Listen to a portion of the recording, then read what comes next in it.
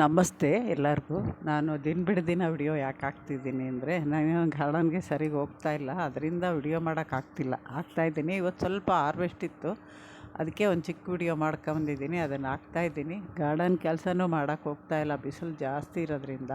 ಆಮೇಲೆ ಇವತ್ತು ನೋಡಿ, ನಾನು ಸೋಮವಾರ ಕಿತ್ತಿದ್ದೆ ಹೂವು ಎಲ್ಲ. ಸೋಮವಾರ ಶುಕ್ರವಾರ ಮಾತ್ರ ಕನಕಾಂಬರ ಇರೋದೆಲ್ಲ ಕಿತ್ಬಿಟ್ಟು ಪೂಜೆಗೆ ಇಡ್ತೀನಿ. ಅದರಿಂದ ಮತ್ತೆ ಒಂದು ವಾರದೊಳಕ್ಕೆ 5 ದಿನ, ವಾರನೂ ಇಲ್ಲ 4-5 ದಿನದೊಳಗೆ ಮತ್ತೆ ಎಷ್ಟೊಂದು ಹೂವು ಅರಳಿರುತ್ತೆ. ಬೇಸಿಗೆಯಲ್ಲೇ ಚೆನ್ನಾಗಿ ಅರಳುತ್ತೆ ಹೂವು. ಆಮೇಲೆ ನಮ್ಮ ಹತ್ರ ಅಷ್ಟು ಇರಲಿಲ್ಲ, ಈ ವರ್ಷ ನೋಡ್ಬೇಕು ಚೆನ್ನಾಗಿರುತ್ತಾ ಅಂತ. ಹಂಗೆ ಬಂದಿದ್ನಲ್ವ ನೋಡಿ, ಮಲ್ಬರಿ ಒಂದು ಹಣ್ಣು ಸಿಕ್ಕಿಲ್ಲ ತಿನ್ನೋಕ್ಕೆ. ಬೆಳಗ್ಗೆನೇ ಅಕ್ಕಿಗಳು ತಿಂತಾರೋ ಏನೋ ಗೊತ್ತಿಲ್ಲ, ಯಾಕೆಂದರೆ ಇಲ್ಲಿ ನೇರ್ಗೆ ಮರ ಇದೆಯಲ್ಲ, ಅಕ್ಕಿಗಳು ಬಂದು ತಿನ್ಬೋದು. ಆಮೇಲೆ ಇದು 2 ರೆಡ್ ಜಾಮ, ಅದು ದೊಡ್ಡದಾಗ್ತಾಯಿದೆ. ಇಲ್ಲಿ ಜಾಮಕಾಯಿ ತುಂಬ ಚಿಕ್ಕವು ಜಾಸ್ತಿ ಆಗಿದ್ವಲ್ಲ, ಅವು ಇನ್ನೂ ಈಗ ಪೀಚು ಅಂದರೆ ತುಂಬ ಜಾಸ್ತಿ ಉದುರೋಗಿದೆ. ನಾನು ಹೇಳಿಲ್ವ, ಜಾಸ್ತಿ ಹೂವು ಆದರೆ ಉದುರೋಗುತ್ತೆ. ಇದು ಆರ್ಟಿಫಿಷಿಯಲ್ ಆರೆಂಜೂ ತುಂಬ ಚೆನ್ನಾಗೇ ಬಿಡುತ್ತೆ ಇದು. ಅಂದರೆ ಇದು ತಿನ್ನೋಕ್ಕಾಗಲ್ಲ, ಜ್ಯೂಸ್ ಮಾಡ್ಕೊಂಡು ಕುಡಿಬೋದು, ಟೇಸ್ಟ್ ಚೆನ್ನಾಗಿರುತ್ತೆ. ಆಮೇಲೆ ಇದು ಬಿಳಿ ನೇರಳೆ, ಅದು ಕಾಯಿ ಇಷ್ಟು ಕಚ್ಚಿದೆ. ಈ ಸರಿ ಹೂವು ಜಾಸ್ತಿ ಬಿಟ್ಟಿತ್ತಲ್ಲ, ಕಚ್ಚಿದೆ. ಅದು ರೀಪಾಟ್ ಮಾಡಿಲ್ಲ, ಹೇಳಿದ್ದೀನಲ್ವ, ಅದು ಹೂವು ಆಗಿದ್ದಕ್ಕೆ ರೀಪಾಟ್ ಮಾಡಲಿಲ್ಲ. ನೋಡಿ, ಇದು ತುಪ್ರಿರೆಕಾಯಿ ನಾಟಿದು, ತುಂಬ ಉದ್ದ ಆಗಲ್ಲ, ದಪ್ಪ ಆಗಲ್ಲ, ಇಷ್ಟು ಎಳೆದಿದ್ದಾಗ ಕಿತ್ಬಿಡ್ಬೇಕು. ಇನ್ನೊಂದಿದೆ, ಸ್ವಲ್ಪ ಕಲರ್ ಚೇಂಜ್ ಆಗಿಬಿಟ್ಟಿದೆ. ಫಸ್ಟ್ ಬಿಟ್ಟಿದ್ದು ನಾನು ನೋಡಲಿಲ್ಲ, ಬರೋಷ್ಟೊತ್ತಿಗೆ 1 ದಿನ 2 ದಿನ ಬಿಟ್ಟರೆ ತುಪ್ರಿರೆಕಾಯಿ ಬಲ್ತುಬಿಡುತ್ತೆ. ಅದರಿಂದ ನೋಡಿಬಿಟ್ಟು ಚಿಕ್ಕದ್ರ ಎಳೆದ್ರಲ್ಲೇ ಕಿತ್ಬಿಡಿ. ಅದು ಚಟ್ನಿನೂ ಮಾಡ್ಬೋದು, ಪಲ್ಯನೂ ಮಾಡ್ಬೋದು, ಆಮೇಲೆ ಬೋಂಡಾನು ಮಾಡ್ಬೋದು. ನೋಡಿ, ಇಲ್ಲಿ ಐತಲ್ವ, ಇದು ಸ್ವಲ್ಪ ಮೊದಲು ಬಂದಿದ್ದು ಕಲರ್ ಚೇಂಜ್ ಆಗಿದೆ. ಆ ಕಲರ್ ಚೇಂಜ್ ಆಗಿಬಿಟ್ರೆ ಬಲ್ತೋಗಿರುತ್ತೆ.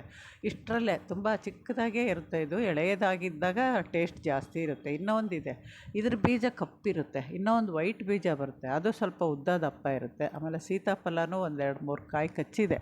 ನೋಡ್ಬೇಕು ಅವೇನು ಎಷ್ಟು ದೊಡ್ಡವಾಗ್ತವೆ ಅಂತ ಗೊತ್ತಿಲ್ಲ. ಫ್ರೂಟ್ ಫ್ಲೈ ಡ್ರಾಪ್ಸ್ ಕಟ್ಟಬೇಕು ಇನ್ನು, ಯಾಕೆಂದರೆ ಅಲ್ಲಲ್ಲಿ ತರಕಾರಿ ಆಮೇಲೆ ಹಣ್ಣು ಈಚಾಗ್ತಾ ಇದ್ದಾವಲ್ಲ, ಇವಾಗ ಕಟ್ಟಿದರೆ ವಾಸಿ. ಇಲ್ಲ ಅಂದ್ರೆಗಿನ ಅವು ಚಿಕ್ಕದ್ರಲ್ಲೇ ಹುಳ ಹೊಡೆದ್ಬಿಟ್ಟು ನಮಗೆ ವೇಸ್ಟ್ ಆಗುತ್ತೆ. ಆಮೇಲೆ ಇದು 3 ಕಲರು ಇವತ್ತು ಅರಳಿದೆ ಹೂವು, ನೋಡಿಸ್ತೀನಿ. ಯಾವಾಗಲೂ 3 ಒಟ್ಟಿಗೆ ಅರಳಿರಲಿಲ್ವ ಇಷ್ಟು ದಿನಕ್ಕೆ. ನೋಡಿ, ಇದೊಂದು ಪರ್ಪಲ್ಲು, ಕೇಸರಿ, ಆಮೇಲೆ ಎಲ್ಲೋ. ಇವು 3 ಬೀಜದಿಂದ ಬಂದಿರೋವೇ. ಇದು ಕಟಿಂಗಿಂದ ಅಷ್ಟು ಬಂದಿರೋದು ಗೊತ್ತಿಲ್ಲ ನನಗೆ, ಬೀಜನೂ ಆಗುತ್ತೆ, ನೋಡಿದ್ದೀನಿ ನಾನು. ಆಮೇಲೆ ಇವತ್ತು ದಾಸವಾಳ ಸ್ವಲ್ಪ ಹೂವು ಕೀಳೋಕ್ಕೆ, ಆಮೇಲೆ ಹಾರ್ವೆಸ್ಟಿಗೆ ಬಂದಿದ್ದೆ. ಸುಮಾರು 9-9:30 ಆಗಿತ್ತು. ಅದಕ್ಕೆ ಇನ್ನೂ ಪೂರ್ತಿ ಅರಳಿಲ್ಲ, ಅದು ನಾಟಿದಲ್ವ, 10 ಗಂಟೆ ಪೂರ್ತಿ ಅರಳುತ್ತೆ. ಇಲ್ಲಿ ಇನ್ನೂ ಜಾಸ್ತಿ ದಾಸವಾಳ ಇದಾಗಿಲ್ಲ. ಒಂದೊಂದು ದಿನ ನಾನು ಮಧ್ಯಾಹ್ನದ ಹೊತ್ತು ಸಾಯಂಕಾಲದ ಹೊತ್ತು ಕಿತ್ತಿರ್ತೀನಿ. ಯಾವಾಗ ಅನುಕೂಲ ಆಗುತ್ತೋ ಆವಾಗ ಹೋಗಿ ಕಿತ್ಕೊಂಬಂದಾಗ ದೇವ್ರಿಗೆ ಇಟ್ಟಿರ್ತೀನಿ. ಒಂದೊಂದು ದಿನ ಫ್ರಿಜ್ಜಲ್ಲಿ ಇಟ್ಬಿಟ್ಟು ಇಡ್ತೀನಿ. ಯಾಕೆ ಅಂದರೆ ಈ ನಡುವೆ ಜಾಸ್ತಿ ಕೆಲಸ ಮಾಡೋಕ್ಕೆ ಆಗ್ತಾಯಿಲ್ಲ ಕೈಲಿ, ಅದರಿಂದ ಸ್ವಲ್ಪ ನಿಧಾನ ಮಾಡ್ತಾಯಿದ್ದೀನಿ. ಆದಷ್ಟು ಎಲ್ಲ ಗಾರ್ಡನ್ನಂತೂ ಕ್ಲೀನಾಗಿದೆ. ತುಂಬ ಮಲಗಿಲ್ಲ ಸದ್ಯ, ತಪ್ಪು ತಿಳ್ಕೊಬೇಡಿ ಜಾಸ್ತಿ ಯಾರು ತುಂಬ ಜನ. ಯಾಕೆಂದರೆ ನಾನು ತುಂಬ ಹುಷಾರಿಲ್ದಾಗೇ ತುಂಬ ಹತ್ತಿರದವ್ರು ಅಂದರೆ ಸಂಬಂಧಿಕರಲ್ಲೇ ನಾನಿನ್ನು ಚೇತರಿಸ್ಕೊಳ್ಳೋದೇ ಇಲ್ವೇನೋ ಅನ್ನೋ ಥರ ಮಾತಾಡಿದ್ದಾರೆ. ಆ ಥರ ಆವಾಗ ಅಂಥ ಮಾತುಗಳು ಕೇಳಿದಾಗ ತುಂಬ ಬೇಜಾರಾಗ್ಬಿಡುತ್ತೆ ನಮಗೆ. ನಾವು ಸ್ವಲ್ಪ ಮಲಗಿದಾಗ ನಮ್ಮ ಬಾಯಲ್ಲಿ ಎಷ್ಟಾಯಿತೋ ಅಷ್ಟು ಆರೈಕೆ ಮಾಡಬೇಕು. ಅದ್ರ ಬದಲು ಕೆಟ್ಟದಾಗಿ ಯೋಚನೆ ಮಾಡೋ ಜನನೂ ಇರ್ತಾರಲ್ಲ ನಮ್ಮರಲ್ಲೇ ಅಂತ ಅನಿಸುತ್ತೆ ಒಂದೊಂದು ಸರಿ. ಅದರಿಂದ ನಾನು ಯಾರಿಗೂ ಏನೂ ಹೇಳೋಕ್ಕೋಗಲ್ಲ, ಏನೂ ಮಾಡೋಕ್ಕೋಗಲ್ಲ. ಅವ್ರವ್ರು ಮಾಡಿದ್ದು ಅವ್ರವ್ರಿಗೆ ಕಟ್ಟಿದ್ದು ಬುತ್ತಿ. ನೋಡಿ, ಇಲ್ಲಿ ಸ್ವಲ್ಪ ಪಾಟು ರೀಪಾಟ್ ಮಾಡಿದ್ರಲ್ಲಿ ಸೊಪ್ಪಿನ ಬೀಜ ಹಾಕಿದಾಗ ತುಂಬ ಚೆನ್ನಾಗಿ ಬರುತ್ತೆ. ಸ್ವಲ್ಪ ಬೆಳೆದಿರಾಗೆ ದೊಡ್ಡ ಪಾಟು ಅಂತ ಹೇಳ್ಬಿಟ್ಟು ನಾವು ರೀಪಾಟ್ ಮಾಡದೇ ಇರೋ ಅದರಲ್ಲಿ ಹಾಕಿದಾಗ ಕೆಳಗಡೆ ಮಣ್ಣು ಸ್ವಲ್ಪ ಗಟ್ಟಿ ಇರುತ್ತಲ್ವ, ಅದರಿಂದ ಬೇರು ಅಷ್ಟಾಗಿ ಇಳಿಯುತ್ತೆ, ಸೊಪ್ಪು ಅಷ್ಟು ಇದು. ನೋಡಿ, ಆಗಲೇ ಇಷ್ಟೇ ಚಿಕ್ಕದು, ಆಗಲೇ ಬೀಜಕ್ಕೆ ಬರೋ ಥರ ಆಗಿದೆ. ಇದನ್ನೆಲ್ಲಿ ಅಂದರೆ ಡ್ರ್ಯಾಗನ್ ಫ್ರೂಟಲ್ಲಿ ಹಾಕಿದ್ದೀನಿ, ಅದರಿಂದ ಈ ಥರ ಇದೆ. ಡ್ರ್ಯಾಗನ್ ಫ್ರೂಟ್ ಆಗಲೇ ನಾನು ತುಂಬ ದಿನ ಆಯ್ತಲ್ವ ಗಿಡ ನಾಟಿ ಮಾಡಿ, ಅಷ್ಟೊತ್ತಿಗೆ ಇಲ್ಲಿ ಕೆಳಗಡೆ ಸ್ವಲ್ಪ ಮಣ್ಣು ಗಟ್ಟಿಯಾಗಿರುತ್ತೆ, ಅದರಲ್ಲಿ ಇಷ್ಟು ಹೆಲ್ದಿಯಾಗಿ ಬರೋಲ್ಲ. ನಾನು ಅವಾಗ ಬೀಜ ಉದುರಿಸ್ದಾಗ ಇಲ್ಲಿಷ್ಟು ಹಾಕಿದ್ನಲ್ವ. ನೋಡಿ, ಇದು ರೀಪಾಟ್ ಮಾಡಿರೋ ಗಿಡದಲ್ಲಿ ಎಷ್ಟು ಹೆಲ್ದಿಯಾಗಿ ಬಂದಿದೆ ಅಂತ ನಿಮಗೆ ಗೊತ್ತಾಗುತ್ತೆ. ರೀಪಾಟ್ ಮಾಡಿರೋದು ಮಣ್ಣು ಕೆಳಗಡೆವರೆಗೂ ಲೂಸಾಗಿರುತ್ತೆ, ಅದರಲ್ಲಿ ಅಂಥದ್ರಲ್ಲಿ ನಾವು ಬೀಜ ಹಾಕಿದಾಗ ಸೊಪ್ಪು ತುಂಬ ಚೆನ್ನಾಗಿ ಬರುತ್ತೆ.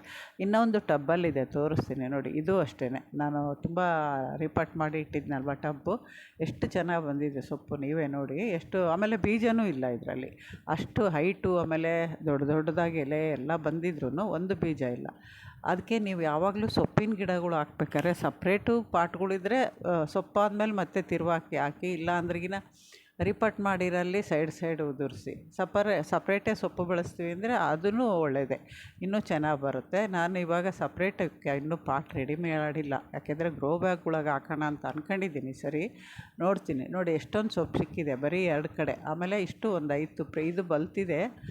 ನಾನು ಗಿಡದಲ್ಲೇ ಬಿಟ್ಟರೆ ಬೇರೆ ಕಾಯಿ ಆಗೋಲ್ಲ, ಬೀಜಕ್ಕೆ ಬಿಟ್ಟರೆ ಅಂತ ತೆಗೆದುಬಿಟ್ಟೆ. ಅದನ್ನು ಗೊಬ್ಬರಕ್ಕೆ ಹಾಕ್ತೀವಿ. ಇನ್ನು ಒಂದು 4 ಕಾಯಿ ಮಾತ್ರ ಎಳೆಯದಿದೆ, ಅದನ್ನು ಅಡುಗೆಗೆ ಉಪಯೋಗಿಸ್ತೀವಿ. ಸೊಪ್ಪು ಬಸ್ಸಾರಿಗೆ ಉಪಯೋಗಿಸ್ತಾ ಇದ್ದೀವಿ. ಅದಕ್ಕೆ ಕೀಳಕ್ಕೆ ಬಂದಿದ್ದು ನಾನು. ಬಸ್ಸಾರು ಮಾಡ್ತೀನಿ ಅಂದಿದ್ದಕ್ಕೆ ತುಂಬ ರುಚಿಯಾಗುತ್ತೆ. ನಾವು ಬೆಳೆದಿರೋ ಸೊಪ್ಪು ತಂದುಬಿಟ್ಟು ನಾವು ಮಾಡಿರೋ ಬಸ್ಸಾರಿಗೂ ಅಂಗಡಿಯಿಂದ ತಂದಿರೋ ಸೊಪ್ಪು ಬಸ್ಸಾರು ಮಾಡಿ ಎರಡೂ ರುಚಿ ಬೇರೆ ಬೇರೆಯೇ ಇರುತ್ತೆ. ನಾವಿದು ಆರ್ಗಾನಿಕ್ಕಾಗಿ ಎಷ್ಟು ಹೆಲ್ದಿಯಾಗಿ ಬೆಳೆಸಿರ್ತೀವಲ್ಲ, ಇದರ ಟೇಸ್ಟೇ ಚೆನ್ನಾಗಿರುತ್ತೆ. ಆಮೇಲೆ ಅಷ್ಟೇ ಬೇಗ ಬೇಯುತ್ತೆ. ನೋಡಿ ಇಷ್ಟು ಸೊಪ್ಪು ಸಿಕ್ಕಿದೆ. ನಮಸ್ತೆ, ಇನ್ನೊಂದು ವಿಡಿಯೋದಾಗ ಸಿಗ್ತೀನಿ.